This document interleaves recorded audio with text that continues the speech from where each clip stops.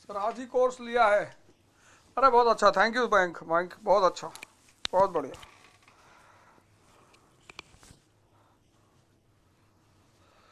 जय हिंद फ्रेंड्स। अब आज ही कोर्स लिया है तो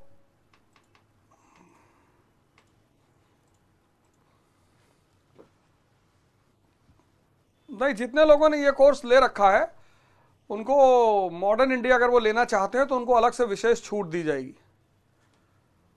जितने लोगों ने ये कोर्स ले रखा है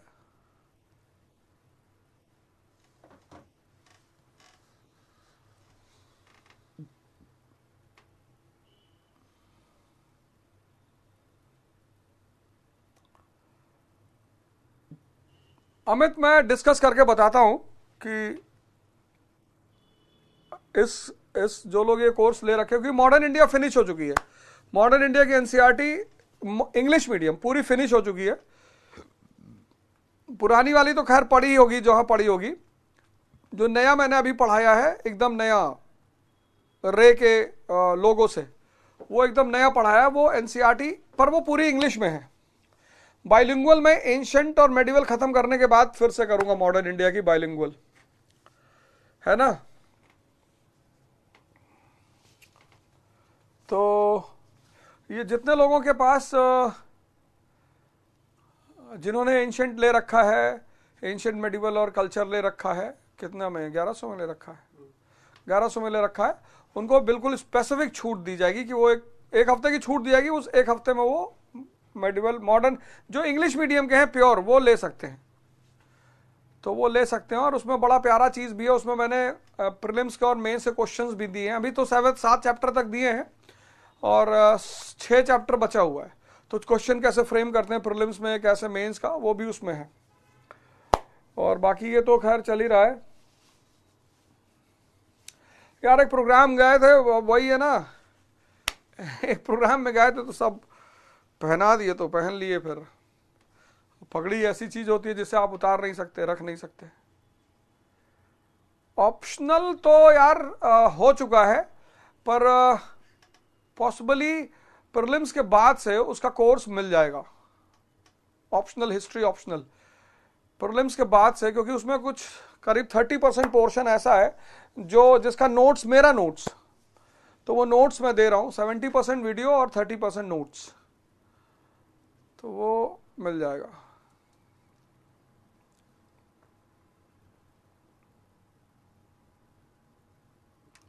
गुरुजी ऑल एनसीईआरटी के लिए इकरा की एनसीईआरटी बैच, हाँ हाँ इकरा की किसी के भी ले लो, कोई दिक्कत नहीं। मैं तो यार यहाँ, मैं तो इस प्लेटफॉर्म पे तुमको सिखा रहा हूं कि क्या होती है पढ़ाई, प्रिपरेशन क्या होती है। तो तुम जहां मन चाहे वहां लो, कोई दिक्कत नहीं है, सब अच्छा पढ़ाते हैं। यार आज एक अर्जेंट बैठक चल रही है तो थोड़ा सा फोन मैं उठाऊंगा, उससे बुरा मत मानना। हेलो, हाँ अरे भैया वो मीटिंग शुरू हो गई, प्रधानमंत्री जी ने जो है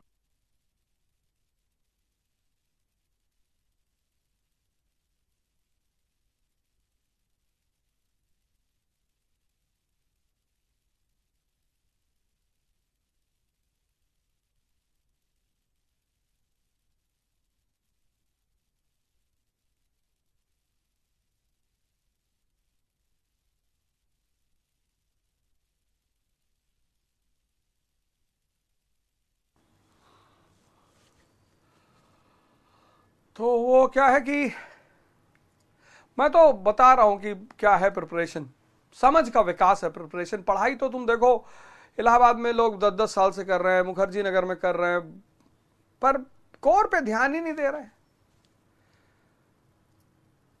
जैसे मैं, लोग कहते हैं मेहनत करने से सब कुछ होता है, मैं कहता हूं तपस्या करने से होता है। मेहनत तो मजदूर करता है, कहां कुछ मिलता है उसको, तपस्या के से सब कुछ मिलता है। तपस्या यानी ध्यान प्लस श्रम, मेहनत यानी सिर्फ श्रम। मेहनत मजबूरी में किया जाता है और तपस्या खुशी में की जाती है, बस यही चॉइस होती है। तो तुम्हें जीवन में जो भी चाहिए, आईएएस बनना है, पीसीएस बनना है, प्रधानमंत्री बनना है, डॉक्टर बनना है, तुम तपस्या शुरू कर दो। मेहनत विद ध्यान, होश में रहकर, और तुम्हें मिलेगी चीजें। मेहनत करोगे सिर्फ कुछ नहीं मिलेगा। तो मैंने देखा कि लोगों के छोटे मोटे कॉन्सेप्ट्स खराब हैं, छोटे मोटे। पढ़ाई करके लोग बड़े बनते हैं, बिल्कुल नहीं बनते। समझदारी से लोग बड़े बनते हैं, ये सब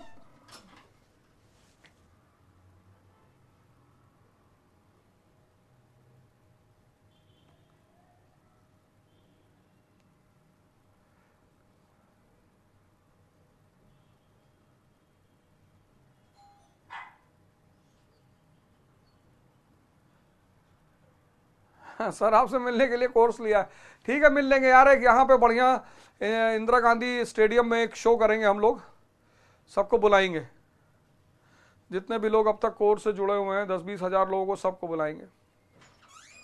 हाँ इकरा में डिस्काउंट मिलेगा, दिला देंगे। अरे 4,000 का तो उनका बेचारा कोर्स है, उसमें क्या डिस्काउंट लोगे यार, हैं? अरे कुछ तो बिना डिस्काउंट के ले लो।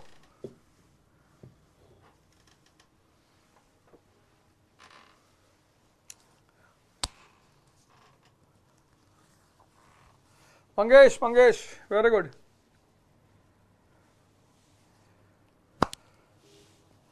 महाबलेश्वर, वाह क्या बात है।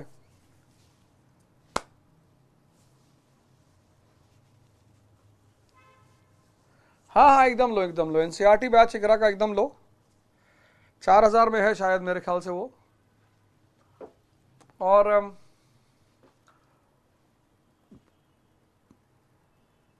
नहीं नहीं नहीं 6,000 नहीं है, 6,000 नहीं है।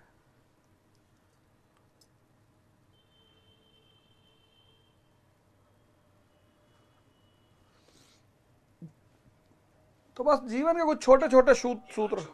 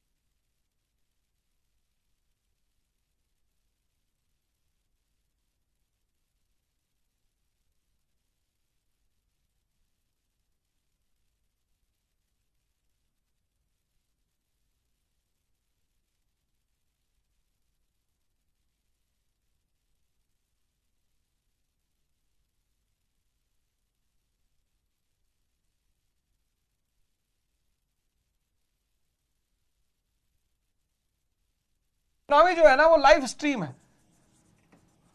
तो अब ये पैदा कैसे होती है, क्या क्या सोर्स है जहां से जन्म लेती, फिर रेगुलेट कैसे होती, फिर इसके पिलर्स क्या क्या हैं, फिर इसका एम क्या है। ये 4 शब्द लेके इकोनॉमी को पढ़ो। ये 4 मोहम्मद मोहसिन, अगर तुम्हें आवाज अब आ रही है आवाज?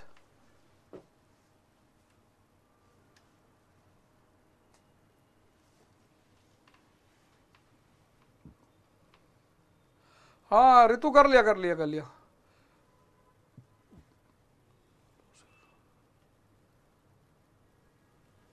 हाँ हाँ वो भूपेंद्र बताओ, भूपेंद्र क्या पूछ रहे हो बताओ।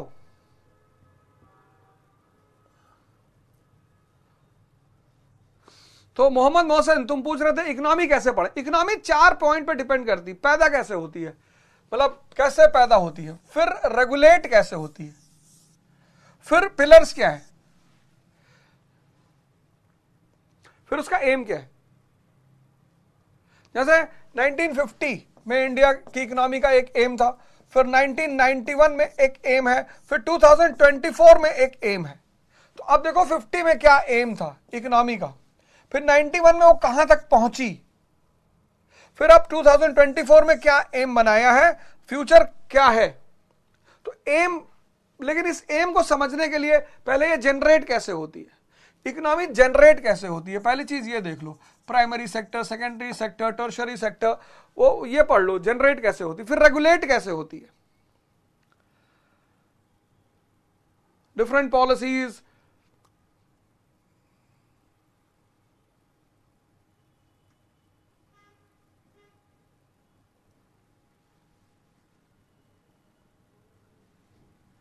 फिर पिलर्स उसके क्या क्या है।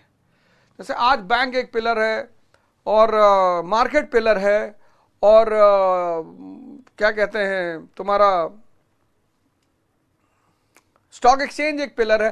तो उसके पिलर्स कौन कौन से हैं, और फिर उसका एम क्या है। इन 4 शब्दों को लेकर तुम इकोनॉमी पढ़ो, और इतनी बेहतरीन तुम्हारी इकोनॉमी तैयार होगी कि मैं क्या बताऊं, बहुत अच्छी तैयार होगी, है ना। चलो खैर पॉलिटी पढ़ लेते हैं। फ्यूडल पॉलिटी,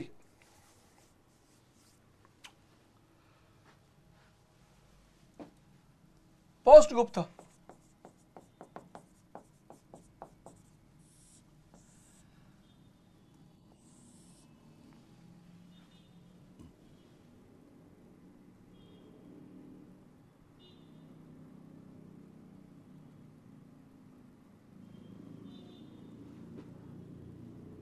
भूपेंद्र मुझसे सीख के जल्दी से पढ़ लो, ये मत कहो टाइम नहीं है सर, ये सब मत कहो टाइम नहीं है सर, ये सर मेरे तुम कोर थीम को समझो, ये सब बातें मत किया करो, टाइम नहीं है फलाना नहीं, मुझसे सीख लो, और जितनी जल्दी सीख लो उतना अच्छा है, और फिर खुद से तैयार कर लो।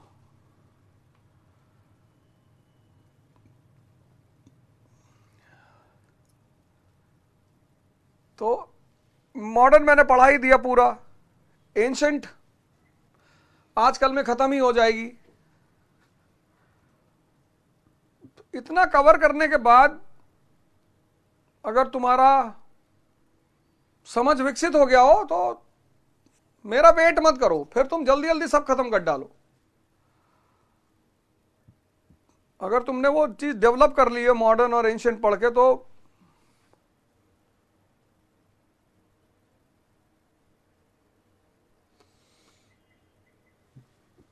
है ना। Polity, post Gupta period. अब पॉलिटी, अब जिन्होंने आज क्लास आज से शुरू कर रहे हैं, अब उनके लिए दिक्कत यह है कि भैया जब तक आप पॉलिटी का वो डायग्राम जो मैंने कल दिया था, अगर वो आपने नहीं देखा है तो आज की पॉलिटी फिर आपको समझ में ही नहीं आएगी।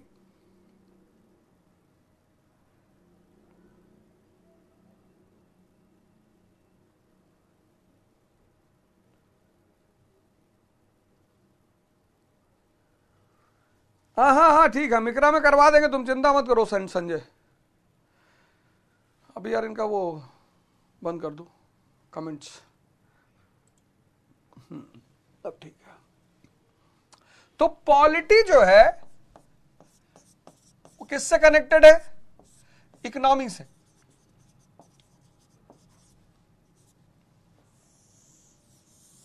कैसे, यूनाइटेड स्टेट्स ऑफ अमेरिका और अफगानिस्तान दोनों की पॉलिटी में कितना फर्क है।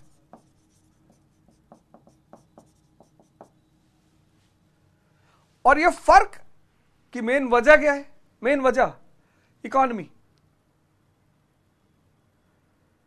Capitalist economy, feudal economy. American dollar, सब कुछ अमेरिका के डॉलर पर टिका हुआ है।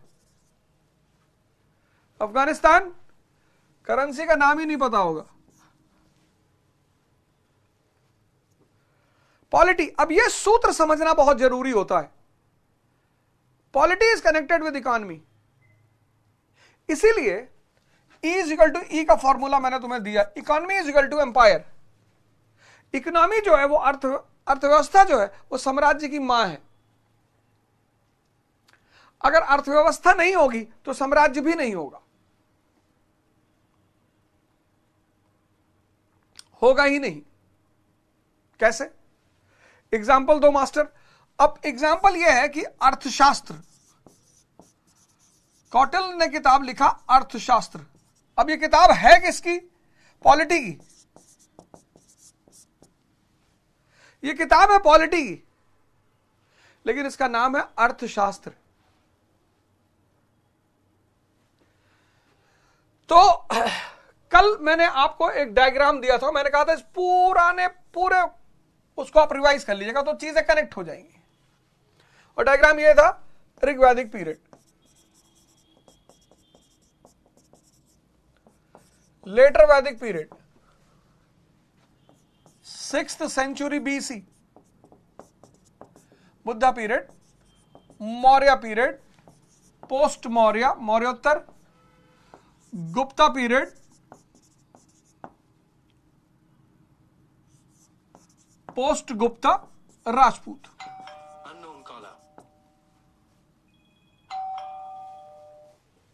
राजपूत पीरियड, यह पूरा वन गो में। अब सबकी इकॉनमी देखनी है।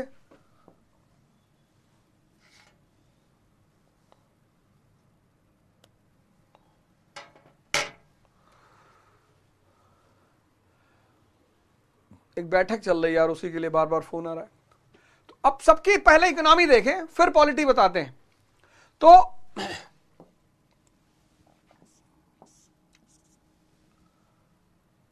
येलो कलर दिखाई पड़ रहा है। तो यहां पे क्या है? भरण पोषण अर्थव्यवस्था, subsistence economy.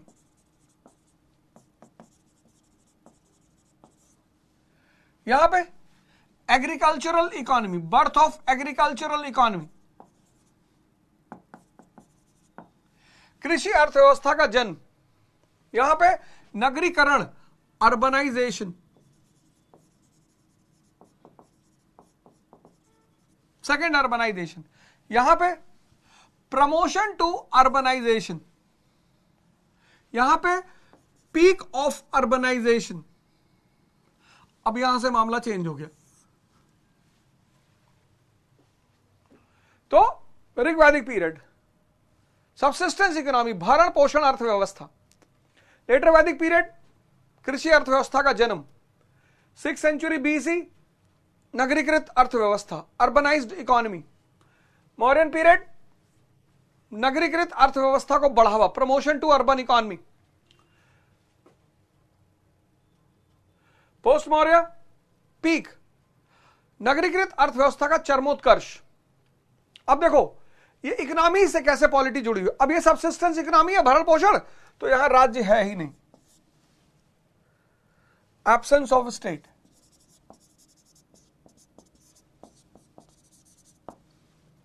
Absence of state, जहां टैक्स नहीं होगा वहां राज्य नहीं होगा। स्पष्ट है, क्लियर है। Tax is the soul of the state, हम डिस्कस कर चुके हैं ऋग्वैदिक पीरियड में। यहां पे एग्रीकल्चरल इकोनॉमी पैदा हुई, टैक्स पैदा हुआ, तो यहां पे बर्थ ऑफ स्टेट, राज्य का जन्म। क्या नाम है? जनपद। जनपद पैदा हो गए, यहां राज्य। अर्बन इकोनॉमी, टैक्स बढ़ गया, तो यहां पे क्या पैदा हो गया? महाजनपद, बड़े बड़े राज्य, मगध, अवंती, कौशल, वत्स। फिर इस अर्बनाइजेशन और आगे बढ़ा और मजबूत हुआ, तो यहां पैदा हो गया एम्पायर। इकोनॉमी ने किसको जन्म दिया? एम्पायर को। यहां पीक ऑफ सेकेंड अर्बनाइजेशन, द्वितीय नगरीकरण का चरमोत्कर्ष, पैसा बह रहा है। तो अब उस एम्पायर के लिए संघर्ष हो रहा है, war for economy and empire. कौन लड़ रहा है? शक, कुषाण। देखो,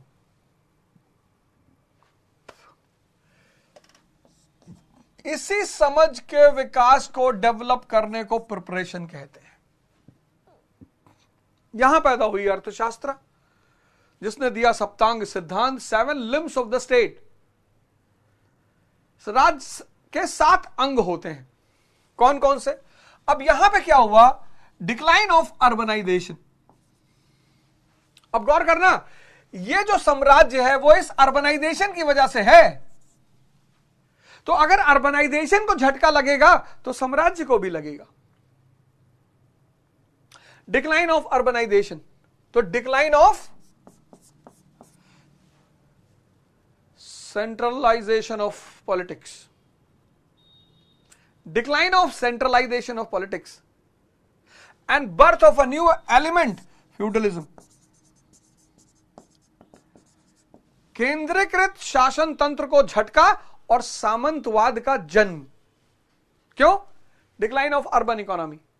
आप सबको पैसा नहीं दे सकते, आप सबको सैलरी नहीं दे सकते, तो विकेंद्रीकरण की शुरुआत और सामंतवाद का जन्म।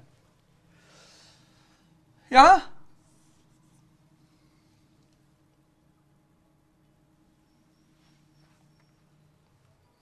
Promotion to decline, strengthening of feudalism और सामंतवाद मजबूत हो गया। यहां एंड ऑफ अर्बनाइजेशन, अर्बनाइजेशन खत्म हो गया।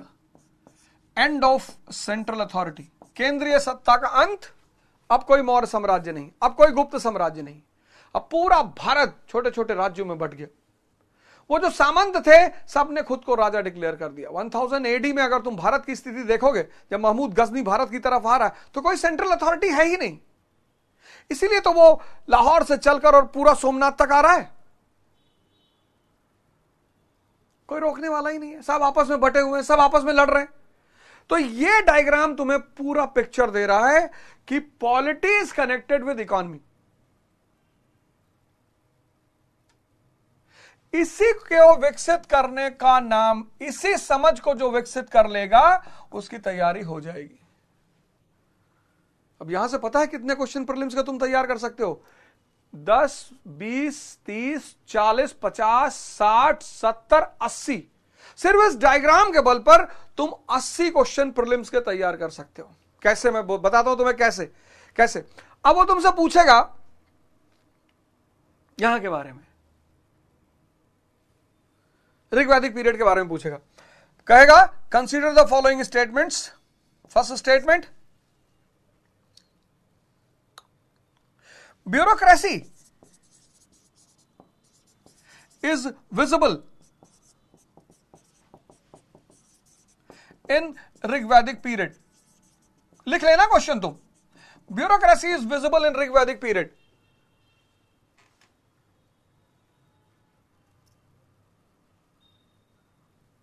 पहला स्टेटमेंट।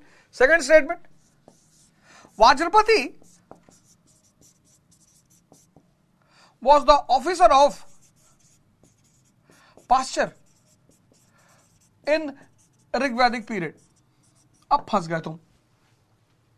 ये सब क्वेश्चन बड़े शानदार क्वेश्चन होते हैं, इन्हीं क्वेश्चनों पे 95% लोग फेल हो जाते हैं।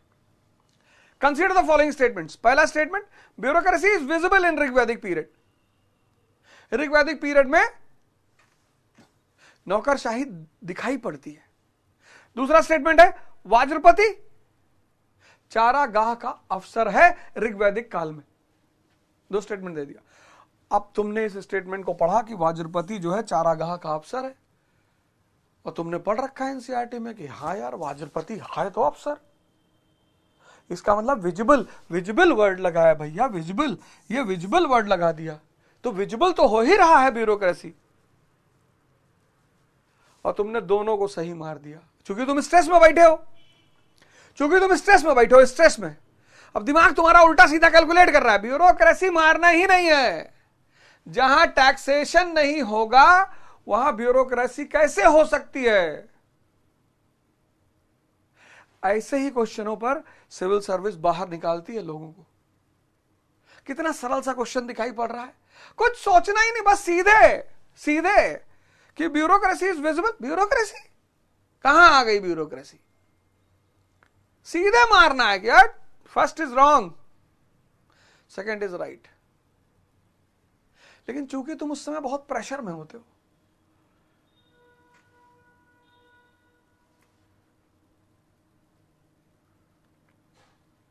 अस्सी क्वेश्चन इस डायग्राम पर 80 क्वेश्चन प्रीलिम्स का तैयार हो सकते। 80 यहां से क्या पूछेगा? ब्यूरोक्रेसी।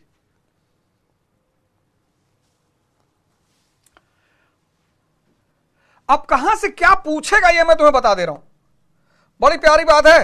मैं तुम्हें बता दे रहा हूं कहां से क्या पूछा, और पिछले 20 साल का क्वेश्चन पेपर उठाकर देख लो, वही उसने पूछा होगा। देखो मैं तुम्हें बता रहा हूं क्या पूछा होगा। यहां से क्या, किसके बारे में पूछेगा? असेंबलीज के बारे में पूछेगा, क्योंकि ब्यूरोक्रेसी नहीं है, काउंसिल ऑफ मिनिस्टर नहीं है, लेकिन यहां है क्या? असेंबलीज, ट्राइबल असेंबलीज, सभा समिति विदत गण। यहां असेंबली के बारे में पूछेगा। यहां किसके बारे में पूछेगा? यहां रत्निन्स के बारे में पूछेगा, और रिचुअल्स के, रॉयल रिचुअल्स के बारे में पूछेगा। अश्वमेध सैक्रिफाइस, वाजपेयी सैक्रिफाइस, इनके बारे में पूछेगा। यहां क्या पूछेगा?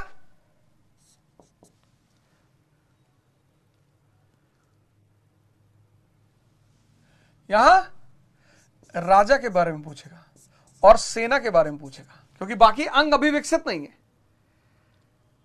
राजा और सेना, किंग एंड आर्मी। यहां तो फिर अब यहां पूछेगा वो ब्यूरोक्रेसी। अब पूछेगा कि लक्षणा अध्यक्ष कौन है, अब पूछेगा तीर्थ कौन है, अब पूछेगा संस्था अध्यक्ष कौन है, अब स्पाई सिस्टम पूछेगा, अब जुडिशरी मौर्यों की पूछेगा, क्योंकि 7 लिम्स डेवलप हो चुके हैं।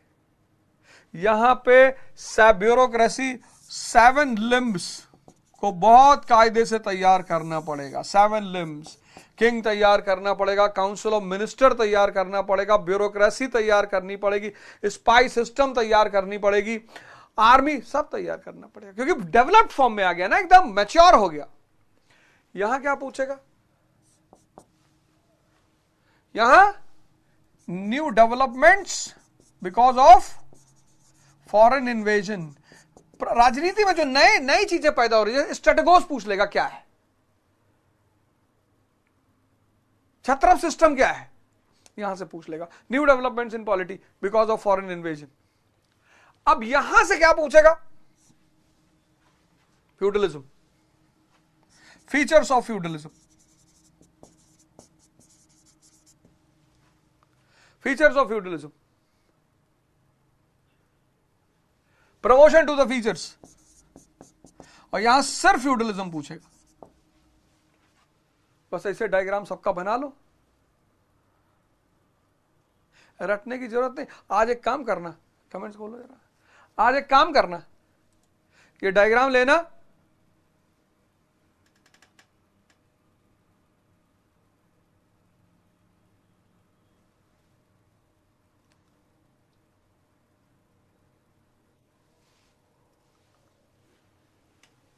देखो ये डायग्राम लेना और पिछले 20 साल के क्वेश्चन पेपर चेक करना, सारे क्वेश्चन यहीं से आए होंगे, सारे। मैं तुम्हें बता रहा हूं ना, मैं ऐसी ऐसी चीजें तुम्हें बता दूंगा कि तुम बस कर लो।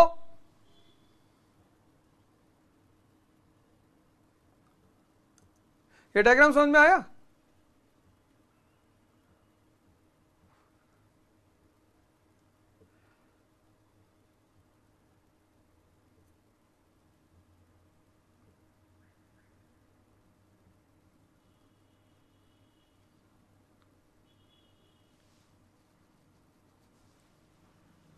ये डायग्राम समझ में आया?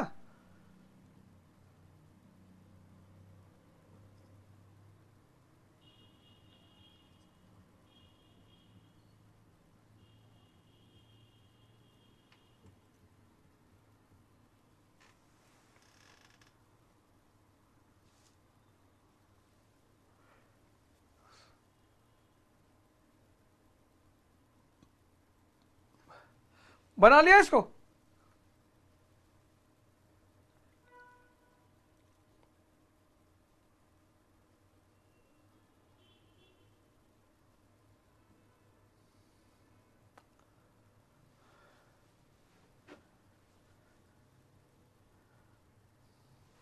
अरे यार, यूरोपियंस ने हिस्ट्री को लिखना शुरू किया तो बिफोर क्राइस्ट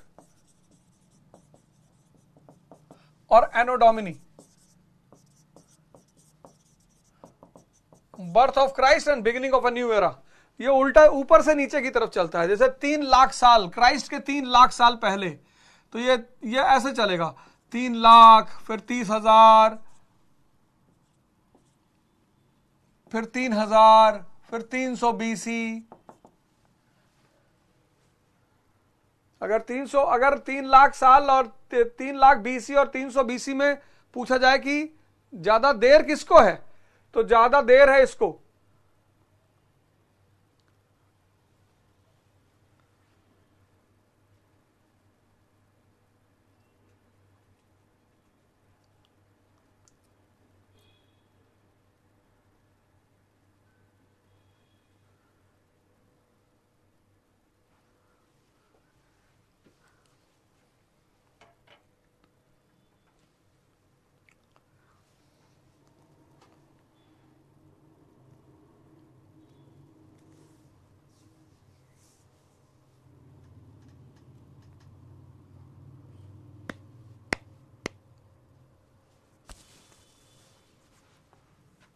हैं